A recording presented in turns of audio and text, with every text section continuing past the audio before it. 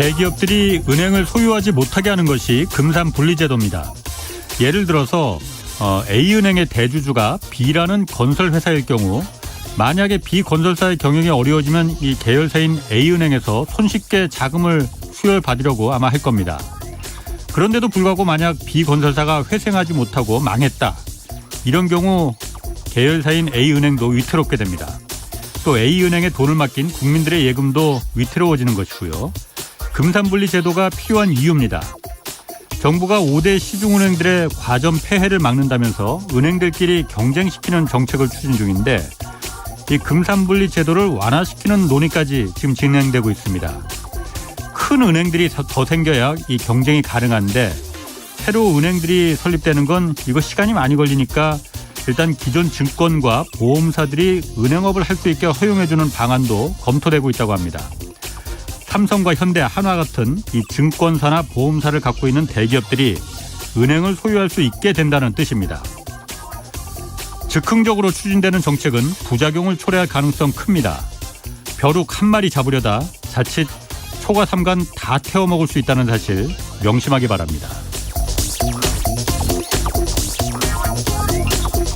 네, 경제와 정의를 다잡는 홍반장, 저는 KBS 기자 홍사훈입니다. 홍사훈의 경제쇼 출발하겠습니다. 유튜브 오늘도 함께 갑시다.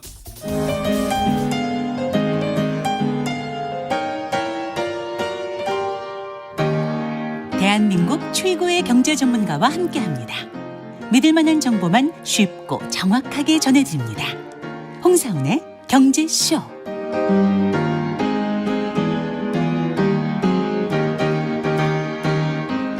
네, 한국은행이 기준금리 동결했지만 국내 증시 지금 힘을 얻지 못하고 있습니다. 그리고 원달러 환율도 오늘 크게 올랐습니다. 국내외 증시 움직임과 이럴 때 투자 전략 오늘 좀 자세히 살펴보겠습니다. 강영현 유진투자증권 이사 나오셨습니다. 안녕하세요. 안녕하십니까. 오랜만에 뵙겠습니다. 제가 많이 기다렸습니다. 예, 감사합니다. 네, 불러주셔서 고맙습니다. 네. 피부가 좋으신 거 보니까 머드팩 자주 하시나 봐요. 제 고향이 보령입니다. 그래서 네. 남는 거 있으면 저도 좀 갖다 주십시오. 예, 챙겨다 드리겠습니다. 네. 자, 오늘 환율부터 좀 먼저 좀 가볼게요. 네. 환율이 오늘 제가 조금 전에 보고 온 게 1,324원까지 올라갔더라고요. 네. 약간 좀 겁나거든요. 네. 왜 이렇게 올라가는 겁니까? 일단 내려간 게 너무 많이 내려갔어요. 처음에 애초에부터 네. 한국은행이 잘했죠. 네. 1,440원 넘어설 때 네. 바짝 움직여가지고 네. 아주 잘했습니다. 그런데 1,340원 정도 되면 어느 정도 균형이 맞춰지는 거였는데 네. 그보다 더 오버슈팅이 더 내려간 거죠. 네. 그러니까 제자리 찾은 거다. 네. 그리고 이제 외부적인 요인 오늘 뭐 내용으로만 본다고 그러면 외국인들이 파니까 환율도 좀 올라가는 경향이 있고 네. 또 금리 차가 한은하고 미국하고 금리 차가 꽤 벌어졌습니다. 한은은 동결, 미국은 올렸으니까. 아직은 안 올렸지 그러니까. 그러니까 아직은 안 올렸는데 미리 올린 거를 우리가 쫓아가지 못했죠. 그런 차이 금리 차도 있고 중국 위에나를 보면 중국 위에나 환율도 또 뛰었습니다. 그러니까 우리나라는 뭐 환율 예측한다 이런 거 크게 뭐 상관없고 위에나가 환율이 올라가면 같이 올라가고 내리면 같이 내리고 오늘은 그거에 덩달아서 조금 더 올라간 부분도 있다. 외국인 팔고 위에나 오르고 하니까 겁나니까 들어 올린 거다. 이렇게 생각이 듭니다. 인터넷 댓글에 강 이사님 그 말투가 구수해서 듣는데 오늘 좀 사투리 좀 자제하는 것 같다고 뭐 쓰셔도 괜찮아요. 괜찮습니까? 자, 그런데 위엔화와 우리 환율이 연동된다는 거는 저도 뭐 위안화 또 그 엔화까지도 같이 어떻게 보면 연동되는 것도 보이는 것 같은데 특히 그런데 2월 들어서 원화 가치가 유독 많이 떨어진 거 아니냐. 뭐 오늘 기사 보니까는 러시아 루블화 다음으로 우리나라 주요국 중에서 우리나라 화폐가 가장 많이 떨어졌다는 거거든요. 그러면은 다 같이 달러가 강해져서 그런 게 아니고 뭔가 한국의 환 문제가 생긴 거 아닌가. 왜냐하면 요즘 무역 수지가 워낙 적자가 크니까 무역 수지 적자가 크다는 건 달러가 귀해진다는 부족해진다는 거 아니에요. 그런 거 영향 있는 거 아니에요? 그러니까요. 아주 정말 동물적 감각. 정말 제가 말씀 못 드린 걸 교묘하게 이렇게 딱 지적하시는데 제 장점이 그거 하나로 살아남았어 제가. 그래서 하여튼 지금 제가 빼먹은 게 그 무역 수지 관련된 부분입니다. 그게 한국이 무역으로 먹고 사니까 어쨌든 기댈 곳은 40%는 중국으로 갈 거고 나머지는 이제 해외로 나가는 건데 중국이 위엔화가 약해지는 부분이 이제 강세로 돌아와서 리오프닝 되면 한국에서 물건 많이 나가면서 예. 괜찮아질 거다 이런 기대감이 있었죠. 그러니까 예. 환율도 내려갈 거다라고 하는 것도 있었는데 그 무역 수지가 개선될 조짐이 지금 보이질 않으니까 예. 어쨌든 환율이 튀어야 되는 상황에서 이제 정책적으로 잘 유도리 있게 밑으로 내려놨던 거죠. 예. 네, 그러니까 올라가는 게 예. 사실은 맞죠. 지금 상황에서는. 그리고 전체적으로 보면 환율이 우리나라 같은 경우에는 이제 프락시잖아요. 전 세계 경제 자체의 그렇죠. 어떤 대응이기 때문에 우리나라 환율이 막 움직이고 또 시계가 딱 시작하는 하루의 시작을 우리나라 증시에서 보통 시작을 하기 때문에 예. 아마 전 세계가 다 그거를 기준으로 해서 반영하지 않을까 이런 생각이 듭니다. 그렇군요. 예. 자, 그러면 이 환율이 이렇게 뛰고 그런 거 아까 말씀하신 대로 미국하고 한국하고 금리 차이도 지금은 1.25%포인트 정도 차이 나는데 네. 앞으로 이제 더 벌어질 가능성이 있다라는 네. 얘기 나오고 그러는 게 네. 미국이 금리를 더 올릴 것 같다는 거잖아요. 지금. 네. 그러니까 3월 21일 날인가 그때 미국이 다시 한번 기준금리 결정하잖아요. 네, 맞습니다. 그때 그러니까 우리는 이번에 동결했는데 네. 미국이 좀 상황이 변했다라는 게 지금 그 전반적인 얘기잖아요. 네. 그중에 미국 연방준비제도 그러니까 중앙이 가장 그러니까 그 관심 있게 보는 게 개인 소비 지출 그 지수 물가 지수 PC. PC 이게 그러니까 제가 찾아보니까 네. 미국인들이 하여튼 그 지출한 비용을 전부 합친 거 이거라면서요. 그러니까 네. 그 개인 소비자 물가는 왜 웃으세요? 네. 네, 맞습니다. 개인 소비자 물가 지수라는 건 물건값이 얼마나 올랐냐 네. 이건데 이거 네. 말고 미국 사람들이 얼마나 썼느냐 지출했느냐 소비에 예. 이게 개인 소비 지출 물가 지수 PC라는 건데 네. 이게 다시 상승하기 시작했다면서요. 네. 이제 뭐 예상치를 상회했다고 보는 게 맞고요. 네. 뭐 계속 상승은 해왔습니다만 이렇게 내리다가 옆으로 기었었죠. 네. 그러다가 이제 핵심은 뭐냐면 네. 쇼크를 받는 이유는 네. CPI가 먼저 발표되거든요. CPI는 소비자 물가 지수. 네, 소비자 물가 지수 월초에 발표되고 PC는 월말에 발표가 돼요. 그렇게 하니까 먼저 발표된 PC를 보고 그 중에서 이제 지수 자체를 보면 PC하고 CPI하고 두 개가 같이 미국에서 발표가 됩니다. 그런데 그 차이는 뭐냐면 이제 CPI는 2000년대 초반까지만 사용되던 지표예요.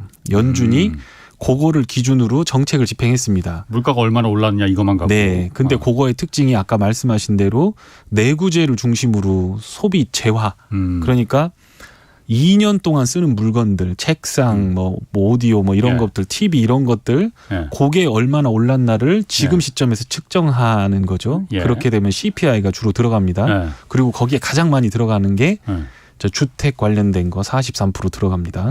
그런데 이제 미국 경제가 이제 다른 세계에다가 이제 한국이랑 중국 니들이 공장 역할하고 물건 만들어 와 싸게 그리고 우리는 소비해 줄게. 그 체계가 WTO가 2001년 가입이 되면서 들어오게 되니까 국민들의 생활하고 물가하고 괴리가 일어나는 거죠. 그러니까 그거를 싹 바꿔서 서비스나 물건값 쓰는 거 예를 들어 변호사 비용, 덴털 케어 받는데 병원 가는 비용 이런 것들 비중을 높이고 집값을 좀 줄이고 서비스 하는 것들을 포함을 시켜서 지수를 만든 게 PC 지표입니다. 그래서 얼마나 돈을 썼느냐. 예, 그래서 고놈을 가지고 정책의 집행을 하는데 그 페드가 아주 기준으로 삼는 거가 2000년대 초반부터는 PC를 중심으로 보고 그거는 매우 안정적으로 움직였습니다. 그동안. 그랬는데 그게 최근에 2020년 이후부터 막 튀기 시작하면서 그거를 또 이제 뭐 지금 정책으로만 본다라고 하면 훨씬 더 기준금리를 더 높여야 되는데 그걸 또 평균 물가제처럼 하겠다라고 하면서 좀 억누르고 있었던 거거든요. 근데 PC가 탁 튀어버리니까 이제는 더 이상 페드도 가만히 있을 수가 없지 않느냐 이렇게 들어간 거죠. 그래서 튀었는데 그 내용을 보시면 제가 그래서 어제 밤새 조사를 했거든요. 제가 또 주어지는 대로 이렇게 받아먹는 스타일이 아니라서 다 봤는데 PC가 원래 보면 코어 CPI 그러니까 CPI 중에서도 연료, 그러니까 에너지하고 식료품 가격은 변동성이 크니까 그걸 빼버리자라고 하면서 어떻게 해볼 수 없으니까. 네, 그거는 해보자. 그러니까 그게 말이 어폐예요. 왜냐하면 제일 중요한 먹고 에너지 하는 거가 코어인데 코어는 쏙 빼놓고 나머지를 코어라고 적었거든요. 그게 어폐가 있죠. 근데 걔들이 움직이는 거를 벗다 놓고 코어 CPI가 내려가면 사실 PC는 내려갑니다. 대체적으로 내려가요. 그러니까 시장도 지난번에 딱 월초에 발표된 코어 CPI를 보고 PC도 안정되겠구나라고 했는데 갑자기 튀어버렸죠. 예. 그런데 그걸 조사해 보니까 예를 들면 이런 거죠.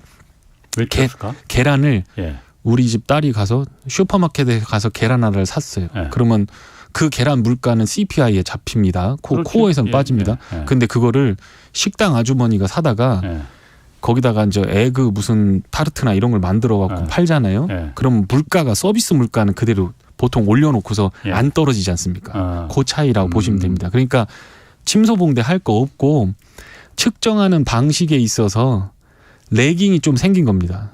그러니까 내려가는 추세는 맞는 것 같아요, 제 생각에. 그런데 CPI에 들어가는 제품들, 서비스들이 물가가 내려가지 않게 되면서 PC가 조금 요번에 쇼크 수준으로 나왔기 때문에 시장이 좀 변동성이 생겼다 이렇게 생각합니다. 그럼 그게 일시적인 거예요? 아니면은 이게 다시 계속 PC든 어쨌든 CPI든 그게 계속 올라가는 방향으로 방향을 틀어버렸다고 봐야 되는 겁니까? 아닙니까?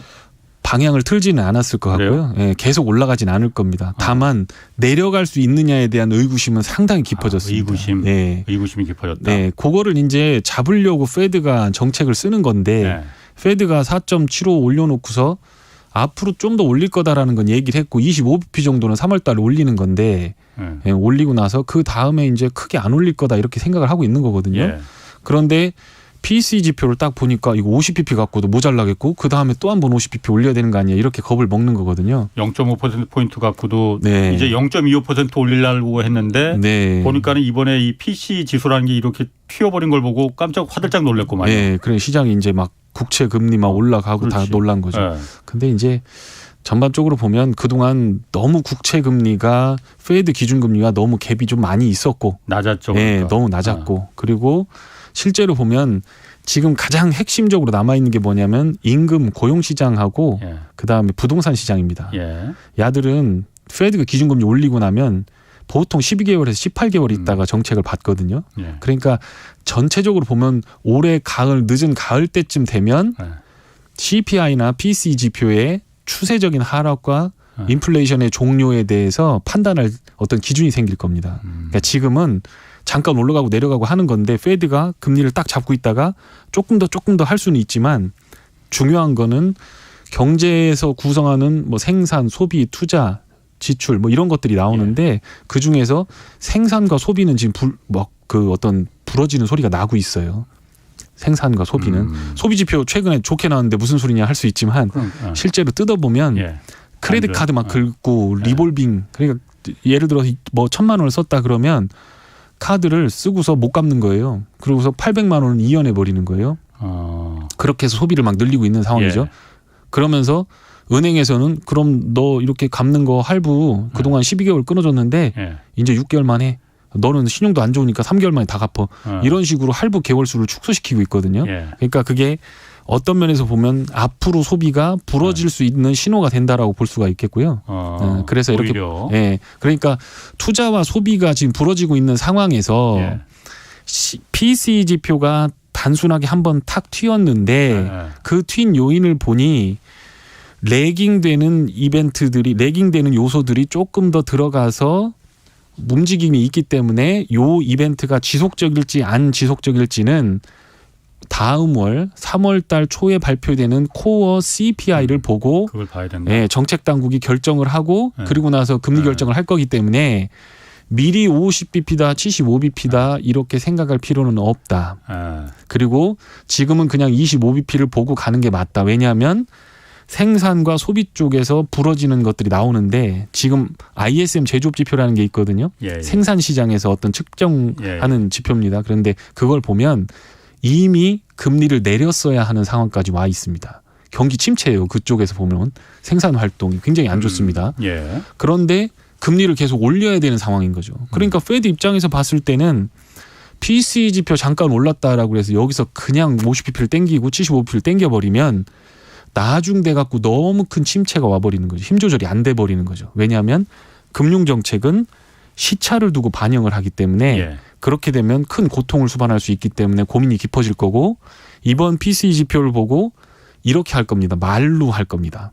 25bp는 3월 달에 올려놓고 한 번만 더 이런 거 나오면 이제 그다음부터는 가만 안 있어라고 하면서 연준 위원들이 이 레토릭으로 예. 말로 시장 개입을 많이 할 가능성은 있다 이렇게 보여집니다. 그러니까 지금 강의사님 추정으로는 이번에 일단 3월달에 연방준비제도가 누구는 지금 0.5%포인트 BP라는 게 그러니까 50BP라는 게 0.5%포인트를 말하는 거잖아요. 네, 맞습니다. 0.5%까지 더 올릴 수 있다. 그래서 한미 간의 금리 차가 지금 그러면 일정 한 7~5%까지 막 이렇게 벌어질 수 있다 이렇게 우려하는데 네. 그렇게까지는 안 갈 거다. 왜냐하면 네. 미국 소비나 이런 게 지금 부러지고 있다. 그러니까 네. 침체되고 있다. 네. 그 신호가 보이기 때문에 네. 0.25%포인트 정도 올리고 말로다가 또 이렇게 PC 이런 거 올리면 높게 나오면은 네. 그때는 다시는 연방준비제도도 하겠다 이런 얘기잖아요. 네. 겁을 주는 거죠. 겁을 준다. 네.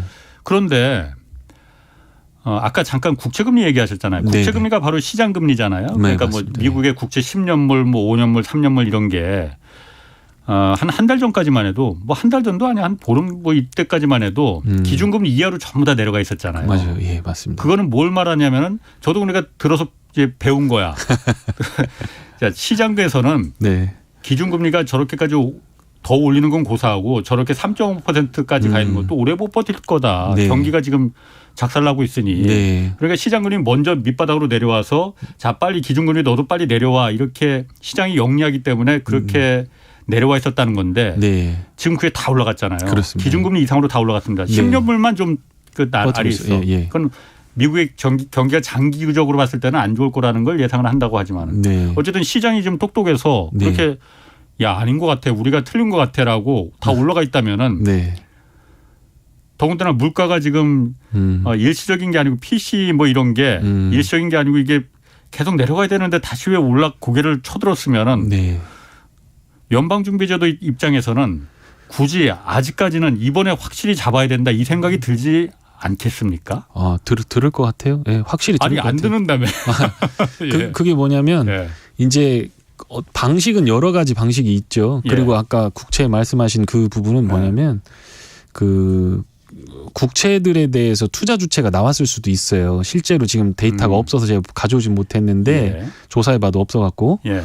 그런데 국채는 매수하면 올라가잖아요. 국채 가격이. 그러니까 그렇죠. 금리는 떨어지겠죠. 예, 예. 일본이나 누가 와서 사버리거나 중국이 회방 놓으려고 예. 미국 니들 죽어봐. 그러고 사버릴 수 있어요. 그리고 나서 또 지금 마음에 안 들고 이제 와서 저거 하니까 또 잡히는 것 같으니까 또 회방 놓느라고 또 막 매도할 수 있어요. 예. 국채를 어마어마하게 갖고 있는 두 나라가 있으니까. 예, 예. 그러니까 그것만 보면 안 된다. 페드의 기준금리는 굉장히 후행적이고 보수적이기 때문에 그거를 봐야 된다라는 거고 제 생각에는 글로벌 플레이어들의 국채 시장에서 교란 행위들이 분명히 있었을 것 같다. 보험사, 연금, 네. 해외 투자자들이 미국 내 가서 국채금리 4%, 4.3%까지 갔었거든요. 그렇죠. 그러면 그거 땡큐거든요.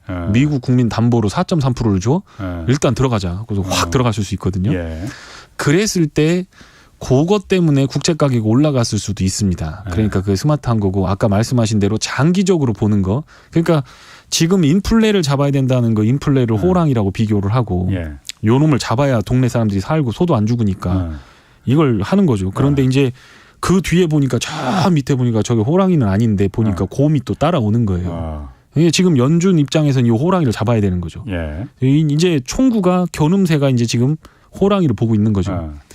그 뒤에 이제 호랑이가 오는 게 리세션인데 투자자들은 곰이 오는 게 리세션이에요. 네, 곰 그게 베어인데 이제 투자자들은 이제 초점을 곰에다 맞추는 거죠.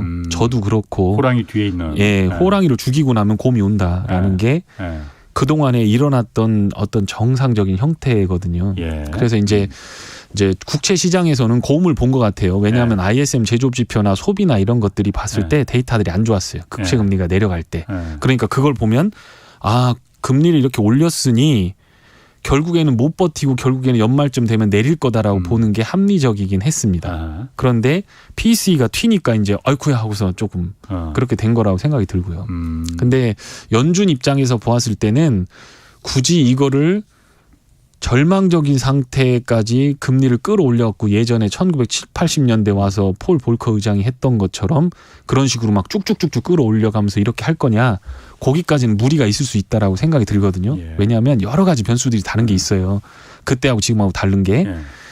지금은 이제 대표적인 게 뭐냐면 국채 부채 비율 같은 거 있잖아요. 미국 부채 비율. 지금 세계 2차 대전 때 미국이 유럽에다가 전쟁 물자를 때려 박아가면서 부채 비율이 급등했거든요. 1940년대. 정부 부채가? 네, 예. 정부 부채. 그때보다 더 높습니다, 지금. 그렇죠. 125%인데 예. GDP 25조 잡으면 31조 달러 정도 됩니다. 전쟁할 때보다 더 높다, 지금이. 예. 비율로 보면은. 예. 예. 그럼 31조 달러에다가 예. 4% 줘버리면 예. 1.2조 달러 1.25조 달러 되거든요. 이재돈 갚느라고 볼일 다 보네. 예. 그러면 미국이 그걸 할까? 오래 못 간다는 거죠. 예. 어디 가서 전쟁이 터지든 어디 가서 어디 뱅크럽시가 터지든 뭐든 이유를 만들어서 리세션을 줘버리고 내가 돈 풀어줄게. 달러 가져갈래? 이렇게 할 가능성이 상당히 높다. 이제 그동안 계속 그랬으니까. 예. 그러니까 그렇게 해서 불을 껐어요. 항상 걔들이. 그러니까 지금도 뭐가 터질지는 모른다. 이게 음모론이라고 할 수도 있는데 실제로 보면 다 그렇게 터졌어요. 예, 다 터졌어요. 예. 미국 자산 다 들어올렸지 않습니까? 예. 미국이 뭐 생산 기반이 있는 것도 아니고 예.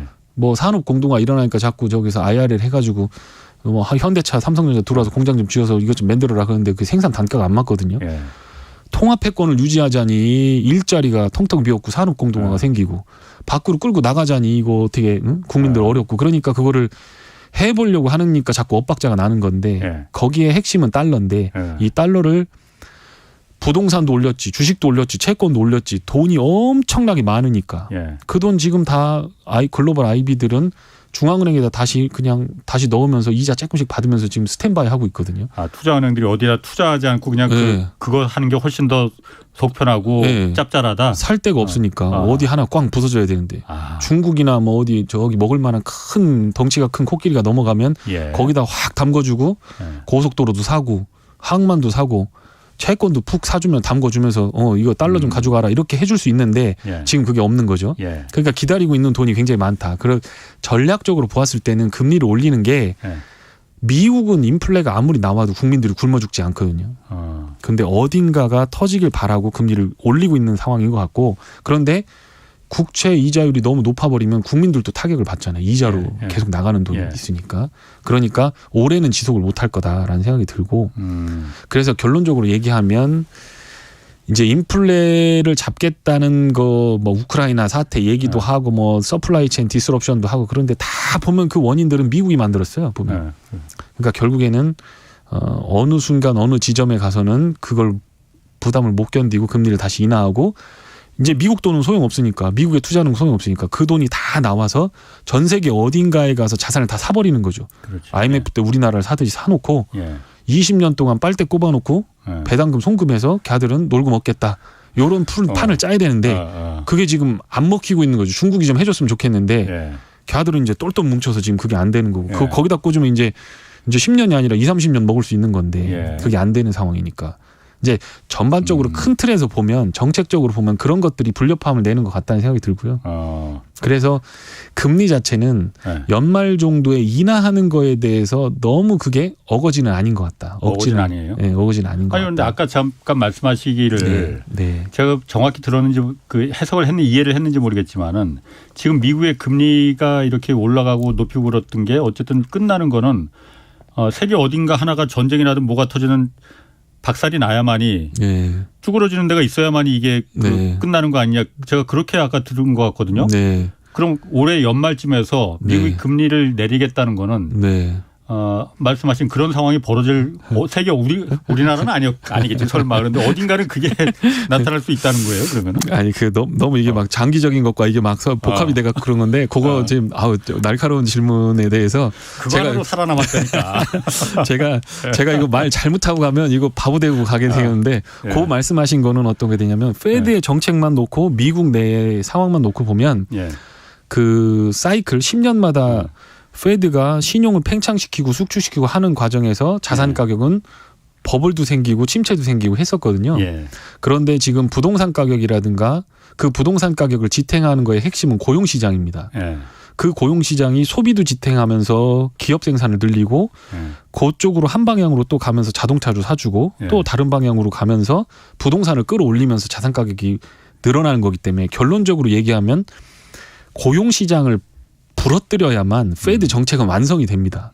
여태까지 8번 리세션 중에서 고용시장만 움직이면 페드는 파다닥 움직였거든요. 그게 핵심인데 이제 그게 너무 음모론하고 너무 중첩이 돼가지고 이제 그렇게 돼 있는데 어쨌든 간에 미국의 인플레를 잡기 위해서 페드의 정책은 분명히 고용시장과 부동산 시장을 끌어내리는 정책을 취할 것이다. 이런 생각이 들고 그런 과정에서 어딘가에 약한 고리들이 터지게 될 거다. 부산물로. 부산물로. 왜냐하면 미국은 자기들만 생각하면서 자기들 앞가림하고 부동산 문제라든가 이런 것들이 생기면 아까 말씀드린 대로 1.2조 달러, 1.3조 달러에 가까운 그 이자를 내면서 굳이 국민들한테 고생시킬 필요가 없는 거죠. 그러니까 대충 부동산 가격 잡히고 떨어지고 실업률만 조금 높아지고 그런 상황이 오면 금리를 동결하면서 리세션 상황은 이미 생산이라든가 소비는 나오고 있으니 그게 좀 심각하게 되면 금리를 내리기 시작할 거라는 거죠.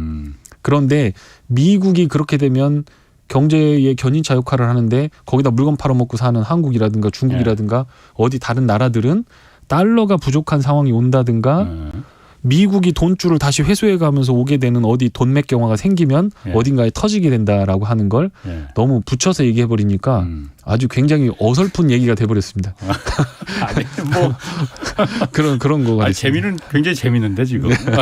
감사합니다.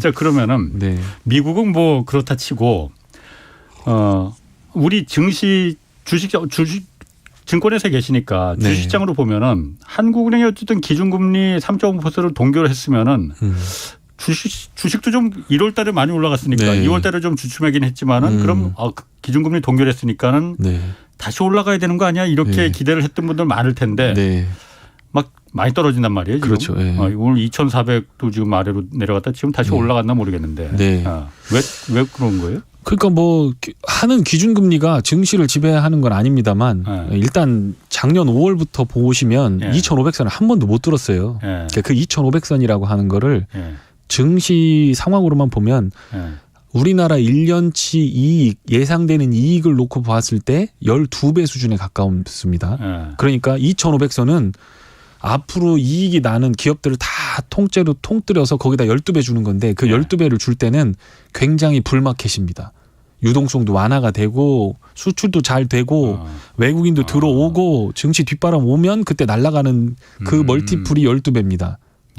그러니까 2,500선을 못 뚫는 거죠. 그렇겠네요. 지금 상황으로 보면. 못 뚫는 거죠. 그러니까 결국에는 유동성이 좋아져야 되는데 하느니 금리를 동결한 거지 풀어준 건 아니지 않습니까? 그렇지.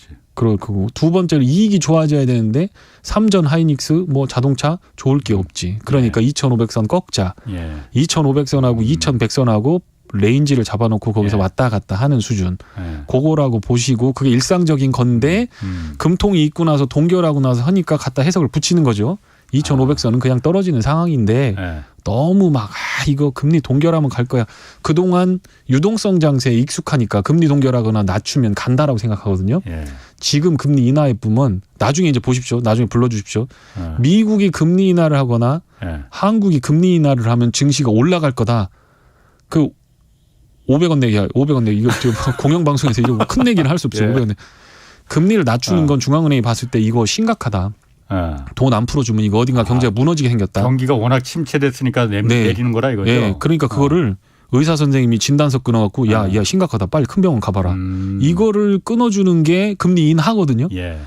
근데 오매불망 증시의 참여자들은 금리 인하만 기다리는 거죠. 그게 착각이네요. 착각이죠. 그게 일정 수준 충분히 낮아져서 유동성이 흥건해지고 제발 돈 좀 갖다 쓰세요.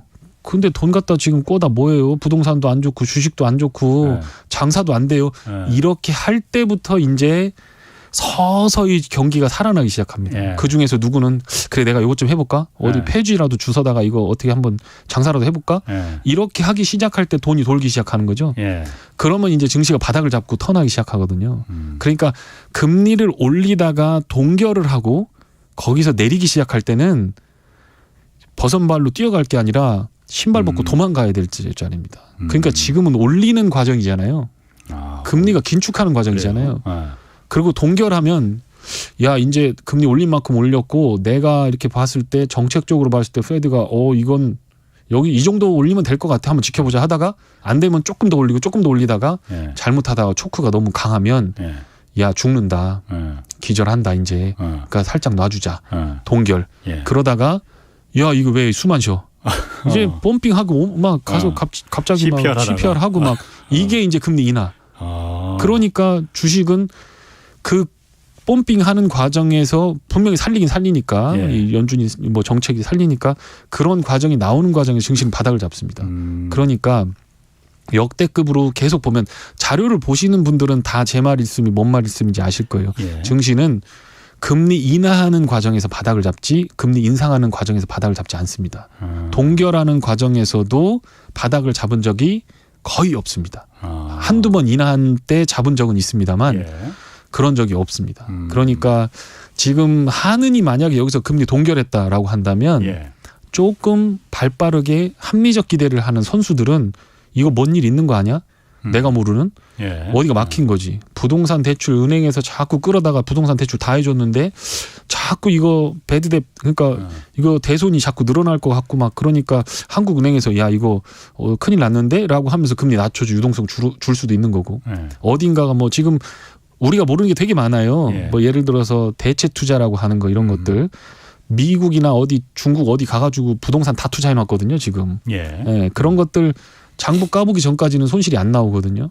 이제 그런 것들 이제 나중에 돌아오면서 문제 생길 것 같다 그러면 틀어막는 거죠. 그러면서 금리 인하를 하기 시작할 겁니다. 그래서 금리를 인하하는 게 지금에서는 좋은 게 아니고 동결을 하는 게 사실은 최고 좋은 어떤 정책이 나온 거라고 보시면 됩니다. 주식시장 입장에서 봤을 땐 특히 그렇고. 그렇습니다. 그게 그렇고. 다들 그러니까 금리 인하되면은 그때가 주식시장에 들어갈 타이밍이다 이렇게 생각하는 분들인데 그거 아니군요. 그건 제가 확실하게 말씀드릴 수 있습니다. 그건 아닙니다. 보령에 머드 말고 다른 것도 또 유명한 게 뭐가 있어요? 보령하면 다들 머드만 생각이 돼. 내가. 대천 해수욕장. 그러니까 대천 해수욕장에 머드 다 그거 아니에요? 네, 그거죠. 그다음에 옛날에 벼루 같은 거 유명했었어요. 지금 벼루 안 쓰시지만. 벼루? 먹 이렇게 한석봉? 그리고 탄광도 있습니다. 그거. 그래요? 연탄 이런 거. 석탄이 보령에서도 났었나? 네, 보령에 탄광이 있었습니다. 그래서 제가 피부가 좀 까만.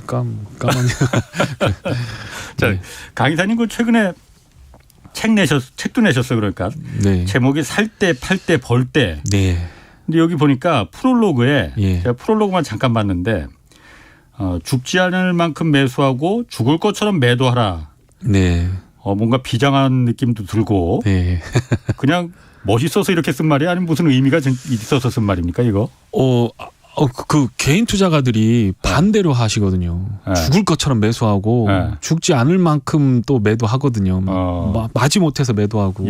그런데 한국 시장은 보면 10년 동안 박스 피었어요. 박스 피었고 10년마다 이렇게 큰 장이 한 번씩 온다면서요? 한 큰 장이 한 번씩 유동성이 풀릴 때마다 한 번씩 이렇게 오긴 하는데 계속 이렇게 뭐 한 1-200포인트에서 왔다 갔다 하는 그런 시장이었고. 그러니까 제가 이제 얘기하고 싶었던 거는 뭐냐면 무슨 경고음이 울린다거나 뭐가 안 좋은 거가 되거나 잘 안 된다고 할 때는 매수를 하지 말고 도망가야 돼요. 이게 한국 시장에 살아남는 비책인 것 같아요. 미어캣. 그러니까 찍찍찍찍 소리 나면 그냥 바로 막 굴로 도망가잖아요. 근데 거기서 야 이건 뭐 독수리 뭐 오라 그래 내가 이러면 그냥 잡혀 먹는 거거든요. 그러니까 한국 증시가 보니까 외풍에 굉장히 어떤 그런 부분이 있고 특히 제가 보니까 오랜 기간 동안 주식을 하다 보니까 미국의 정책에 따라서 한국 증시는 굉장히 천수답이에요. 왔다 갔다 합니다. 그러니까 주식 투자를 할 때 어쨌든 좋은 기회들은 늘 온다. 뭐 예를 들어 2000선에서 2500선까지 왔다 갔다 하면 지금 이걸 못 사면 죽을 것 같다라고 생각하고 사지 말고 쬐끔만 사는 거죠. 1억 있으면 그냥 2천만 원만 사고 그렇게 하고 있다가 2500선 갔다 그러면 얼른 팔고 다시 또 기다리다 보면 또 2000선으로 또 내려와 있죠. 그럼 거기서 또 사고 이런 식으로 지금은 또 리스크에 대해서 굉장히 조심해야 될 때이기 때문에 그런 거 위주로 좀 책을 썼습니다. 그래서 지금 뭐도 좀 자기 달라는 분들 많으시네 여기 홍 반장만 얻지 말고 뭐든 또 책에 보면은 강 이사님 나름의 주식 투자 원칙 중에 한꺼번에 하지 말고 나눠서 매수하고 나눠서 매도하라 이렇게 쓰셨다고 하더라고요. 나눠서 이렇게 조금씩 하는 게 한꺼번에 한 번 사서 기다렸다가 이렇게 기회를 봐서 팔고 이게 더 유리한 거 아닌가 그 생각도 드는데 왜 타이밍만 잘 잡으면 그게 지금 제가 뭐 재작년부터 독을 피우고 시장이 많이 빠질 거다라고 하면서 그러면서 아직도 기다려라. 반등이 3번 왔거든요. 예. 중요한 건 반등 3번 올 때 저는 다 사실은 바닥은 잡았습니다. 잘 잡았어요. 근데 비중을 많이 태우지 말라고 그랬거든요. 예. 그 이유는 종목을 세팅하기가 굉장히 어렵습니다. 지금은. 그러니까 대한민국을 먹여 살리는 주식들이 가는 게 아니고 예. 꿈을 갖고 있는 주식이나 테마 주성으로 가는 주식들이 많이 가요. 예. 그래서 전문가인 저도 예. 중간에 따라붙는 그런 형태거든요. 예. 그러니까 주식을 매수할 때 좋은 타이밍은 가장 좋은 타이밍은 저 책에도 썼지만 예. 사람들이 다 절망송에서 허덕일 때 현금 갖고 있는 사람이 주식을 하는 게 가장 좋습니다. 부동산 빠그러지고 예. 실업률 막 높아지고 예. 금리 완전히 높였다가 막 쭉 내려가지고 이제 더 돈 갖다 은행에서 마이너스 통장 빌려주고 그럴 때는 주식을 빡 사야죠. 빡 사야죠. 그런데 예. 앞으로 1, 2년 안에는 그런 장이 올 것 같지는 않고 예. 그러니 조금씩 주식을 분할해서 매수하고 예. 업종별로 보면 자동차는 2월에 뭐 예를 들어서 바닥을 잡고 반도체는 6월에 바닥을 잡고 이런 식으로 잡을 수가 있거든요. 예. 그게 전체적으로 다 올라가는 장이 활황장이 되는 거죠. 예. 근데 활황장은 제 생각에는 당분간 없을 것 같아요. 그래서 예.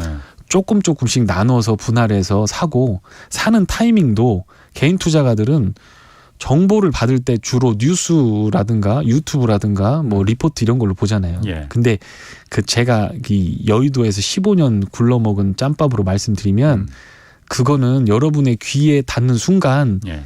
예, 이미 많이 다른 사람들이 알고 있는 경우가 그렇지. 많아요. 예. 그래서 다 알고 있는 거지. 예. 거의 다 알고 있다 보시면 돼요. 예. 그러니까 그거에 맞춰 갖고 투자를 하시면 대체적으로 실패할 확률이 매우 높습니다. 그래서 그런 면으로 봤을 때는 이제 타이밍을 차라리 뉴스를 보지 말고 남들이 안 좋다고 할 때 여러 번 나눠서 좋은 주식이나 좋은 업종은 안 변하잖아요. 예를 들어 반도체.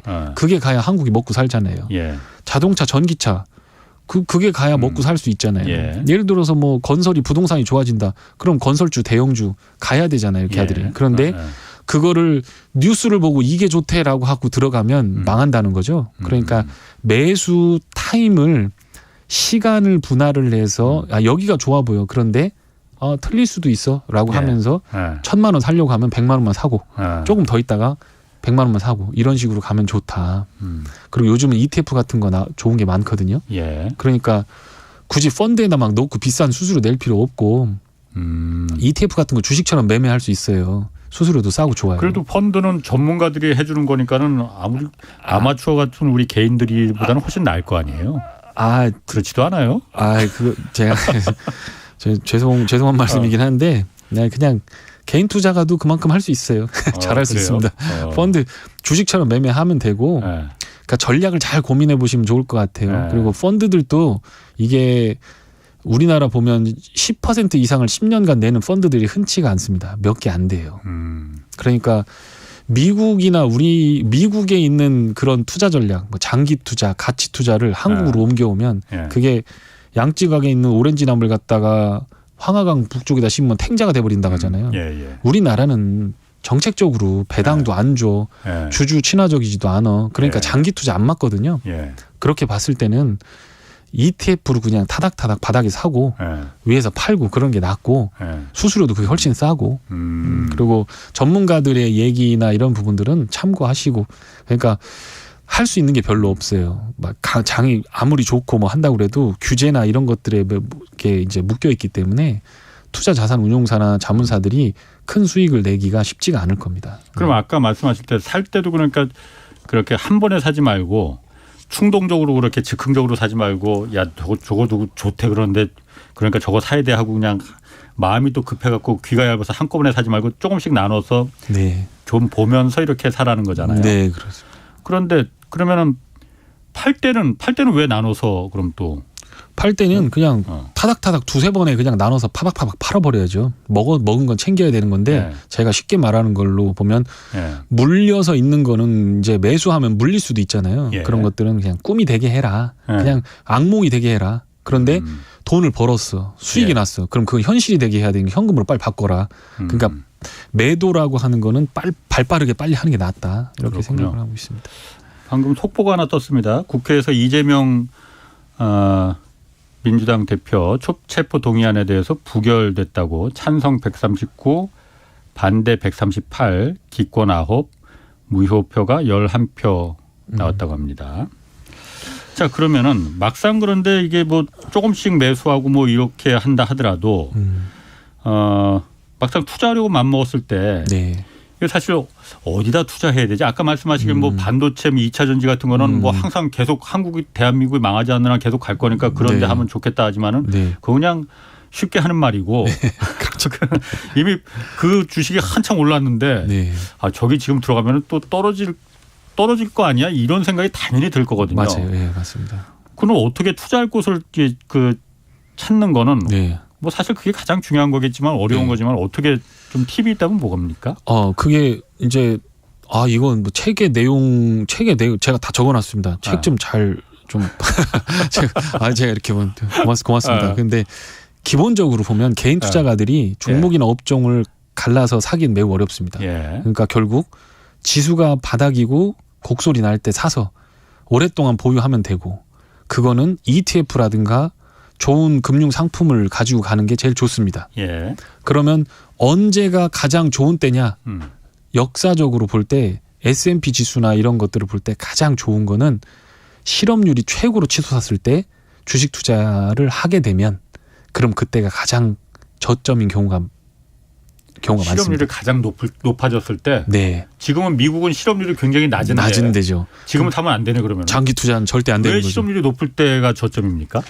글쎄요. 그게 뭐 정확한 내용은 모르겠지만 그 실업률이 좀 레깅이 있어요. 현실 경제하고 그렇기는 한데. 아까부터 레깅이란 말 자꾸 쓰시는데 레깅이 그러니까 이렇게 주식시장보다 좀 늦다는 거. 네, 늦다는 겁니다. 줄넘기를 처음에 이렇게 한번 흔들면 처음에는 조금 하지만 뒤에 가서는 크게 흔들린다는 거. 예, 맞습니다. 그렇게 되는 겁니다. 그래서 어쨌든 실업률이라고 하는 지표를 보고 개인 투자가들이 하시면 특히 뭐 미국 같은 경우는 매월 발표되는 연속 실업수당 청구 건수가 있어요. 저는 그것만 보라고 말씀드려요. 실업수당 얼마나 청구하는지. 네. 그게 최고로 치솟다가 다시 꺾이기 시작할 때 많은 자산을 갖다가 주식과 부동산에 투자했을 때 결과가 가장 좋았습니다. 그 이유는 아시겠지만 자산 가격이 이미 실업률이 높으면 부동산 다 팔죠. 부동산 다 팔고 실업률 높으면 소비도 바닥이겠죠. 그렇지. 못 쓰니까 차도 다 차도 다운사이징 할 거고 경기는 그럼 당연히 안 좋아지겠죠. 그런 상황에서 주식에 들어가면 괜찮다라고 하는 거고요. 그리고 이제 만약에 업종과 종목을 선택해서 조금 더 괜찮은 걸 하겠다라고 하면 그 금융감독원 전자공시 시스템이나 네이버에 가보시면 종목을 쳐보면 기업들의 매출액과 영업이익이 꾸준하게 성장하는 기업들이 있습니다. 경기가 불경기일 때는 180개, 많을 때는 250개입니다. 제가 그걸 10년째 해오고 있습니다.